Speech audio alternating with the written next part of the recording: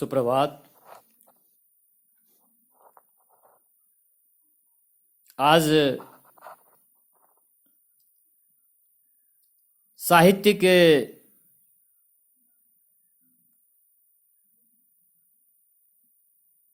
इस पड़ाव में आज मैं अंग्रेजी साहित्य पर कुछ कहना चाहता हूं।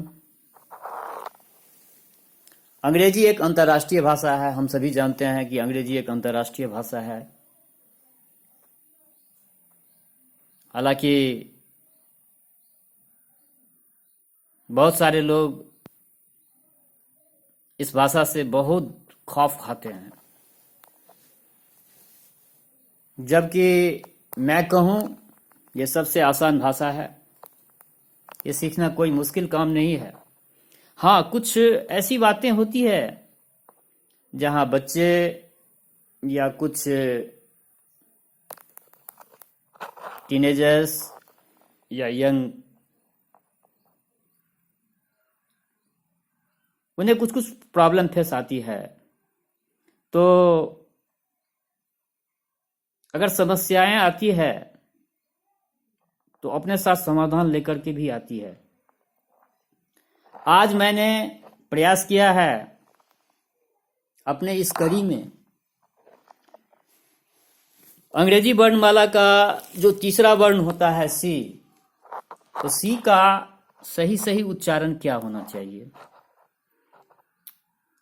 ये बड़ा विरोधाभासी है, क्योंकि सी का उच्चारण कभी क हो जाता है, कभी स हो जाता है। अब बच्चा यहाँ कंफ्यूज होता है। वो कभी कभी पूछते हैं, मम्मी ये C for cattle but C for coffee, how is it. अब मम्मी जवाब नहीं दे पाती है। तो आज मैं इसी टॉपिक को थोड़ा सा क्लियर कर रहा हूं। हो सके तो कागज कलम ले लें, पेंसिल कलम जो भी हो वो ले लें।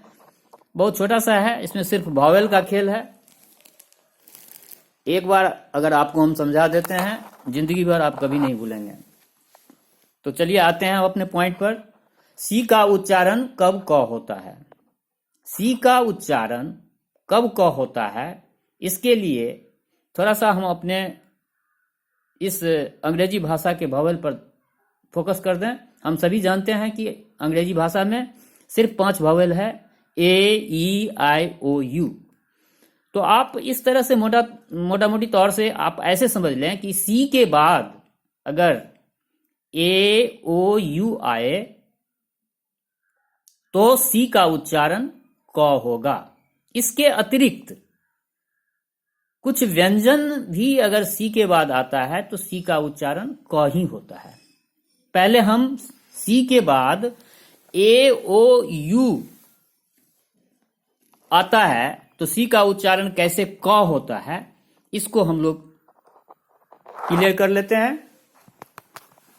उसके बाद व्यंजन पर भी बात करेंगे और सी का उच्चारण स कब होता है इस पर भी बात करेंगे। तो चलिए बंधु, मेरे छोटे छोटे प्यारे प्यारे बच्चे,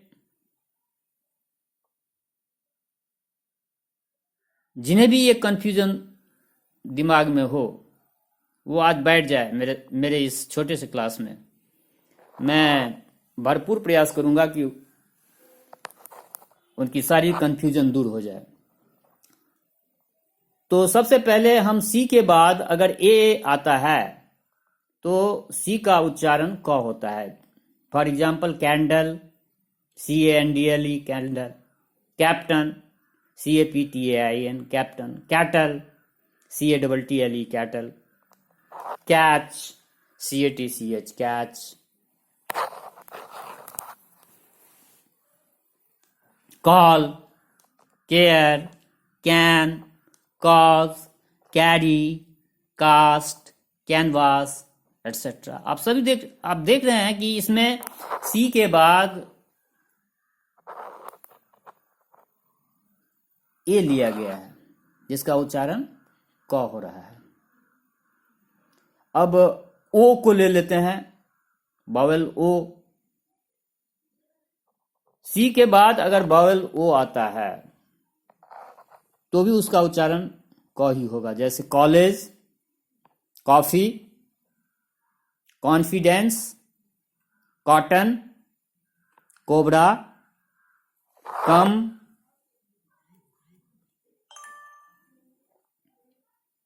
company, common, compliment, comparison, etcetera. अब तीसरा वॉवेल यू को ले लेते हैं। सी के बाद अगर यू आता है तो उसका भी उच्चारण क ही होगा, जैसे C U T cut, cute, C U T cute, cursive, care, culture, cultivate, cultivator, curtain, etcetera. और अब कुछ एक व्यंजन की बात ले लेते हैं। किसी के बाद अगर कुछ व्यंजन आता है तो उसका भी उच्चारण क ही होता है, जैसे सी के बाद अगर व्यंजन एल आ रहा है, क्लाइंब, CLIMB, क्लाइंब, उसको क्लाइंब पढ़ते हैं, स्लाइम नहीं पढ़ते। CLOC के क्लॉक, उसको स्लॉक नहीं पढ़ते हैं, क्लॉक पढ़ते हैं। Cloth, cricket, Christian, Christmas, cholera, etcetera. आप देख रहे हैं सी के बाद ये सारा व्यंजन आ रहा है तो इसका भी उच्चारण क ही हो रहा है। हाँ, तो अब इसके बाद हम आते हैं कि सी के बाद अगर वॉवेल ई आए तो सी का उच्चारण स ही होगा। कैसे होगा, उदाहरण के साथ हम लोग समझते हैं। आप देख रहे हैं, सबसे पहले हम ई वर्ण को लेते हैं, ई वॉवेल को लेते हैं। सी के बाद अगर ई आता है तो सी का उच्चारण निश्चित ही स होगा। For example celebrate, CELEBRAT, celebrate. Centre, CENTRE, centre. Century, ceremony, certain, certificate, cement, session, cease, etcetera.